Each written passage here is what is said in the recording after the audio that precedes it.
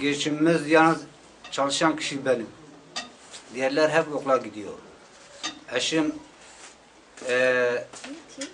psikoloji Psikoloji sorunu var değil mi? sorunluğundan zaten hiçbir şey yapamaz. Çalışan, evde bakan kişi işte bu çocukların bize Yemek yapıyor. Siz ne iş yapıyordunuz?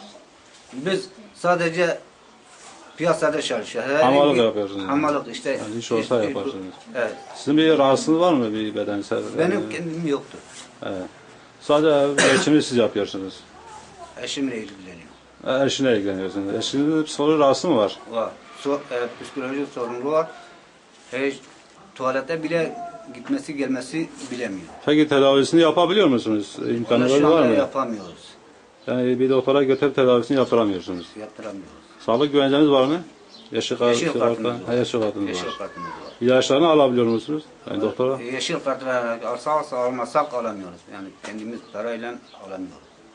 İşte bizi görüyoruz. Biz herhangi bir devletten bir yardım beklemek istiyoruz. Yani hem eşiniz için hem siz kendiniz için. Evet. Sizin çocuklar okul mu okuyor hepsi? Dördü de okula gidiyor. He, bir tanesi üniversite gidiyor. Bir tanesi üniversite, üçü de ilkokula gidiyor daha 5. sınıfta. Peki üniversiteye giden çocuğun giderlerini karşılayabiliyor musunuz? Yok. Eğer burs devlet bakmasa işte yurtta kalıyor. He, yurtta kalıyor. Yurtta kalıyor. Yani onların giderini de sağlamıyorsunuz. Sağlamıyoruz. Ben dışarı çıkınca üstüne kapıyı kilitliyorum. Affedersin tuvaletimiz de dışarıdadır. Herhangi bir banyoya gidip tuvaleti yapıyor. Yani eşinizin kapıyı kapatmazsan dışarı mı çıkıyor? Kapatmazsam dışarı çıkıyor, kayboluyor. He, Eve kayboluyor. gelmesini bilmiyor. Bir dışarı çıktı mı artık geri dönmüyor.